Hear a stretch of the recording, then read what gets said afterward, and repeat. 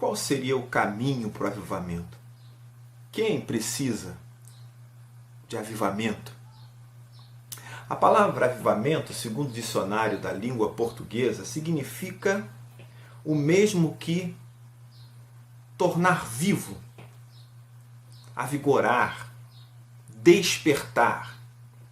Mas essa ação também pode ser uma ação reflexiva, ou seja, tornar-me mais vivo, avigorar-me, despertar-me, usando isso como se essa ação estivesse relacionada a algo dentro de nós e não apenas fora. Ao longo da história, a igreja cristã ela passou por diversos períodos que foram considerados períodos de grande avivamento. Momentos em que ela teve que rever a forma como enxergava o mundo, também a sua relação com Deus e consigo mesmo.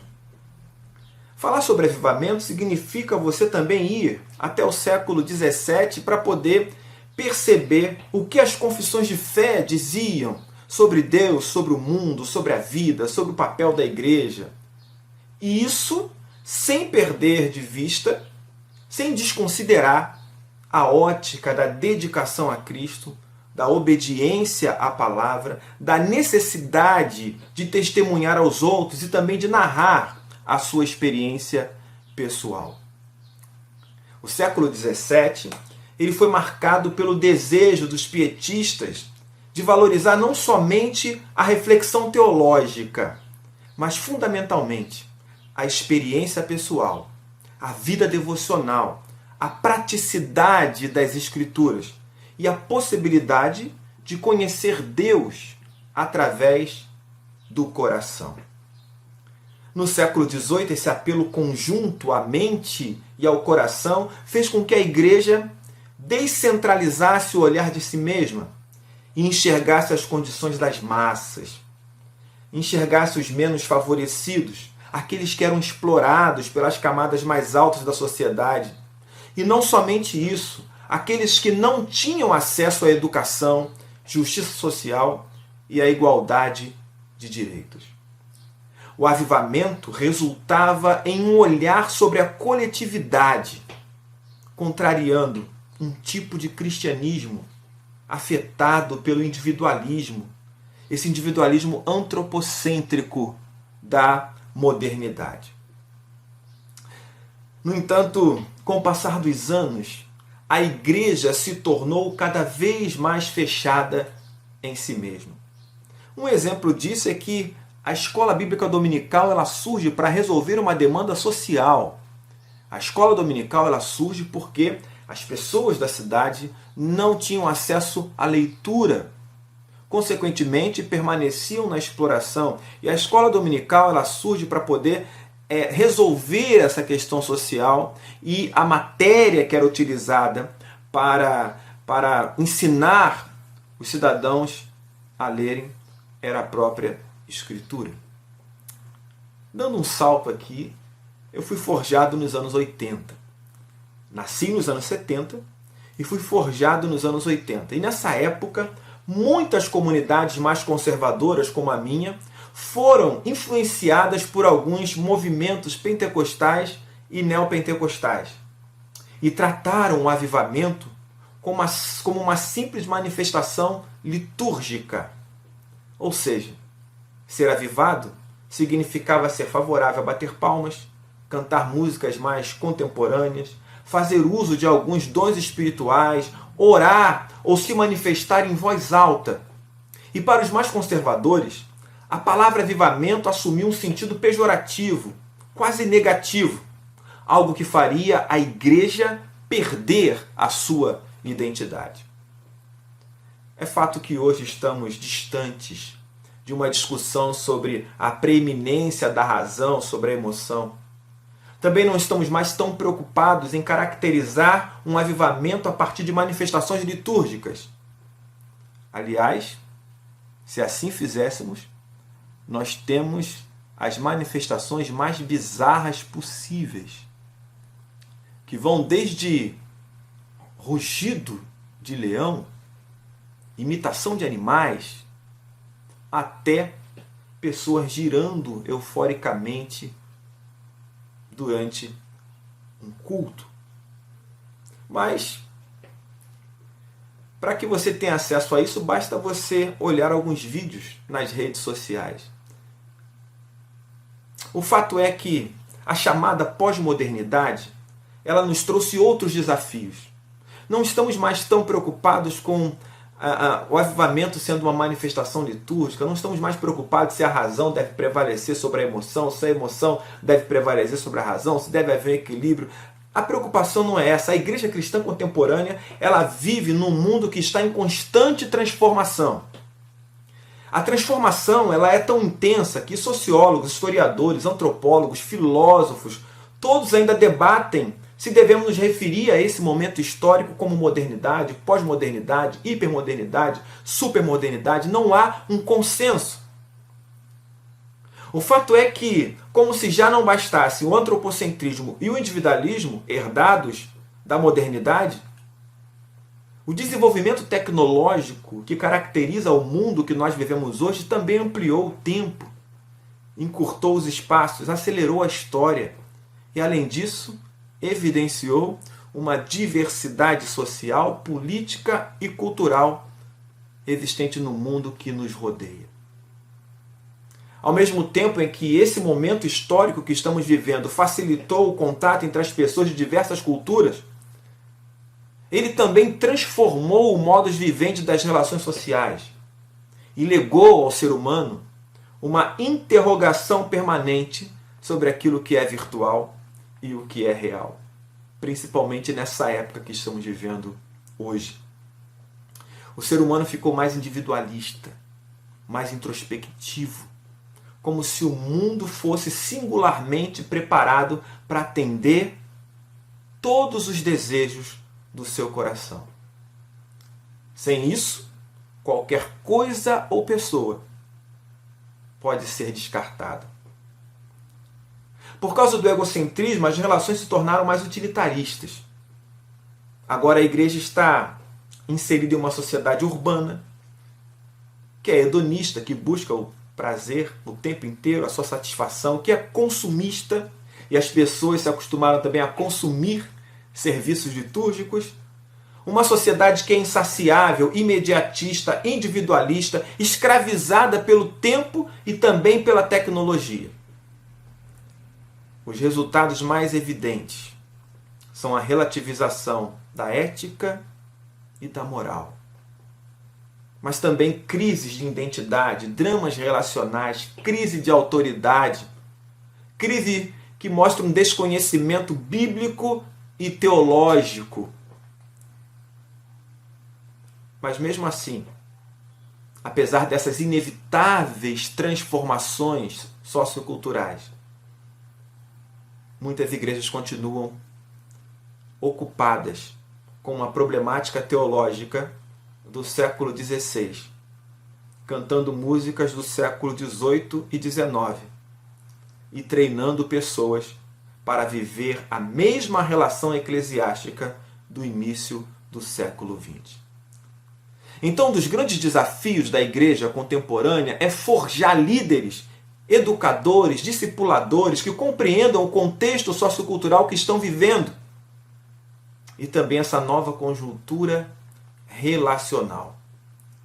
Isso para que o Evangelho seja anunciado de forma contextualizada e eficiente às pessoas que já não enxergam mais tanta beleza na vida em comunidade, centram a vida nelas mesmas e relativizam tudo o que ouvem ou fazem. Essas pessoas que precisam de avivamento. A pergunta é: qual seria o caminho para isso? Como seria a estrada do avivamento? N.T. Wright diz que entre a salvação e a consumação está o processo de aperfeiçoamento do nosso caráter. Ele poderia ter nos salvado em Cristo Jesus mediante a fé e imediatamente ter nos retirado do mundo. Imediatamente ter nos recolhido No entanto, Jesus preferiu usar o resto de nossas vidas para nos aperfeiçoar e nos preparar para o grande reencontro. Esse é o seu momento. Você está atravessando o rio da vida. Na primeira margem desse rio, você foi salvo, alcançado por Cristo Jesus mediante a fé, pela graça. A outra margem do rio está a consumação, o reencontro. E essa margem vem até nós. Mas nós estamos no meio do rio, atravessando, e Deus está nos aperfeiçoando para chegarmos na outra margem.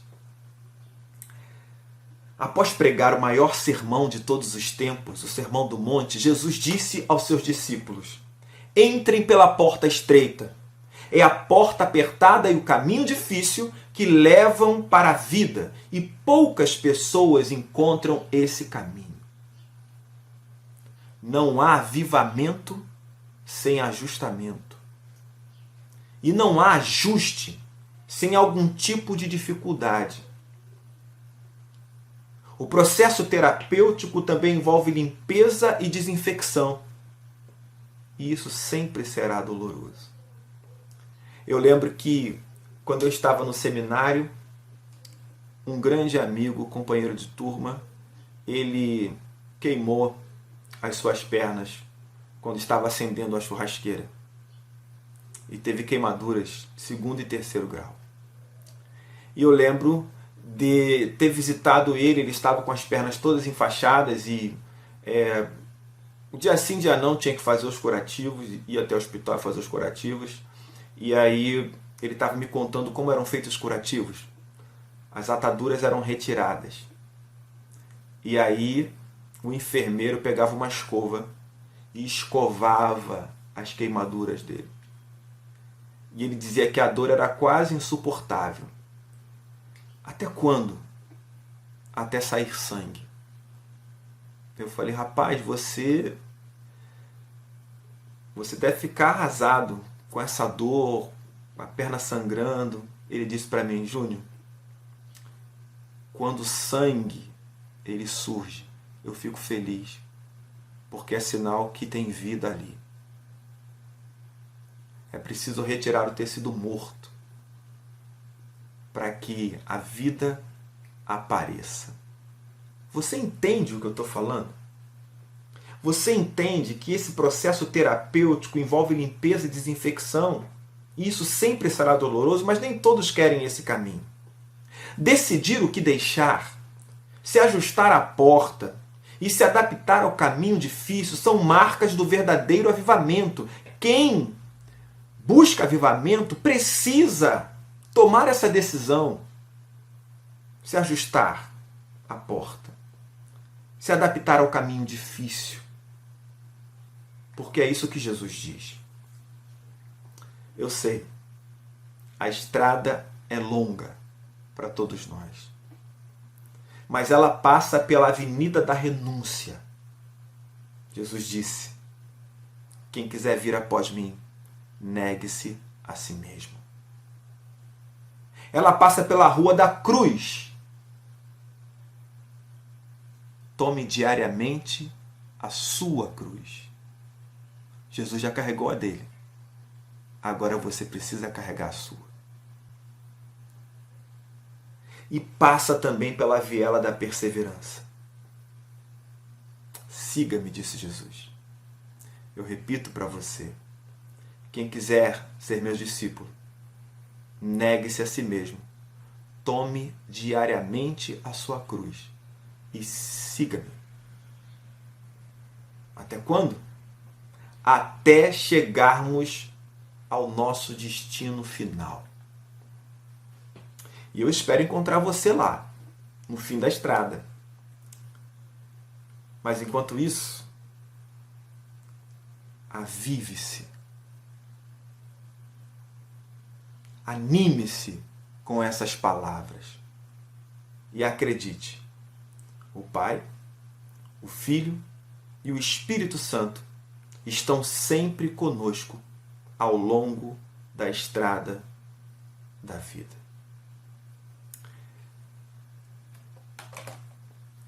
há algum tempo atrás, eu estava numa caminhada silenciosa com alguns jovens da minha igreja. E é interessante que no primeiro dia do retiro, a gente foi fazer essa caminhada bem cedo e nem todos levantaram para ir. Nós caminhamos pela orla de uma lagoa. Foi uma caminhada tão maravilhosa que aqueles que foram retornaram contando para aqueles que tinham preferido ficar dormindo da maravilha que viram. No dia seguinte, numa nova caminhada, todos aqueles que ficaram dormindo no dia anterior decidiram ir. E eu estava liderando a caminhada. E eu percebi que algumas pessoas que tinham ido comigo no dia anterior estavam se antecipando aos meus passos, como se soubesse exatamente aonde eu iria. Estavam quase indo à minha frente. E eu percebi também que as pessoas que não tinham ido estavam muito apreensivas para saber que lugar era aquele que a gente tinha passado.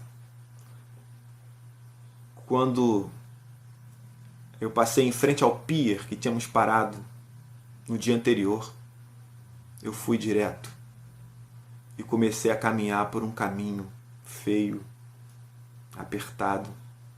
E algumas pessoas decidiram parar no pier porque acreditaram que eu faria dali o meu destino final.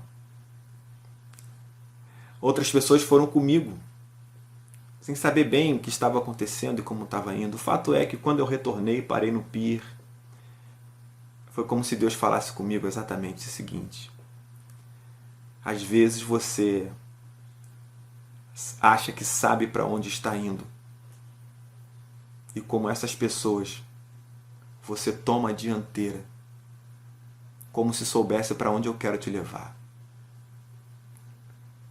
Naquele momento eu comecei a orar e dizer: Senhor, como é difícil seguir os seus passos quando eu acho que sei para onde estou indo, quando eu acho que já conheço o caminho, quando não há uma predisposição para o esvaziamento. Não há avivamento sem esvaziamento de si mesmo. Convém que ele cresça e que você diminua. Você entende isso? Você entende o que Jesus quer fazer com você? Ele quer moldar a sua vida. Creia nisso. Em nome de Jesus. Amém.